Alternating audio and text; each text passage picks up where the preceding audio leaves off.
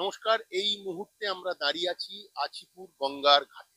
আর আমার পেছনে সেই দৈত্যাকার গাড়ি, যাতে রয়েছে একটা বড় ট্রান্সফরমার।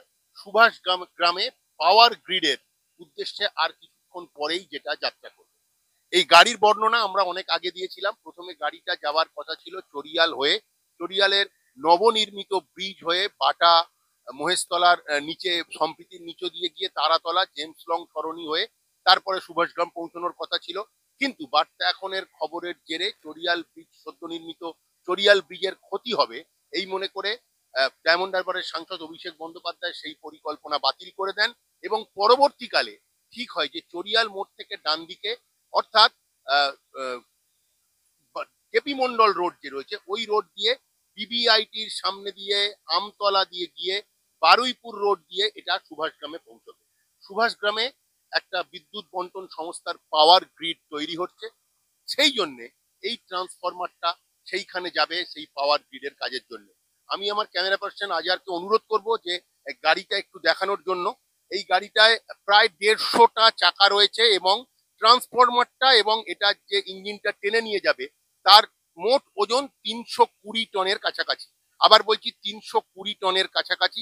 প্রায় এটা 85 থেকে 90 ফুট লম্বা এবং এইটার উচ্চতা কিন্তু প্রায় 25 ফুটের কাছাকাছি। অর্থাৎ আমরা দেখতে পাচ্ছি, আপনাদের আমরা দেখাবো যে বিদ্যুৎ বন্টন সংস্থা, সিইএসসি এবং ব্রডব্যান্ডের বিভিন্ন সংস্থা ছাড়াও পুলিশ এবং ডিজাস্টার ম্যানেজমেন্ট প্রত্যেকে সংস্থার লোকজন কিন্তু রয়েছে এই গাড়িটাকে পার করার জন্য। 5 দিনে এই গাড়িটা 5 দিনে পৌঁছবে হচ্ছে সুভাষগ্রামে।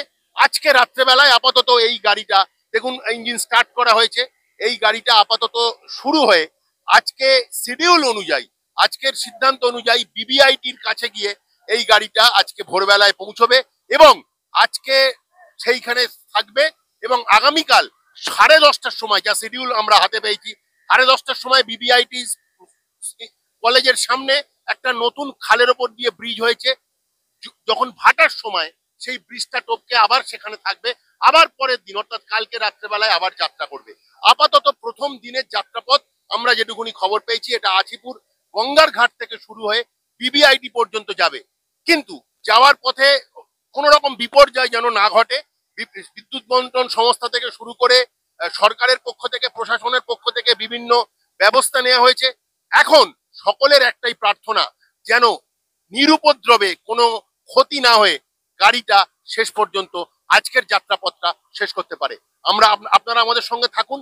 গাড়ির যাত্রাপথের সাথে সাথে আমরা একের পর এক আপনাদের আপডেট দিতে থাকবো কিভাবে এই গাড়িটা যাত্রা করছে।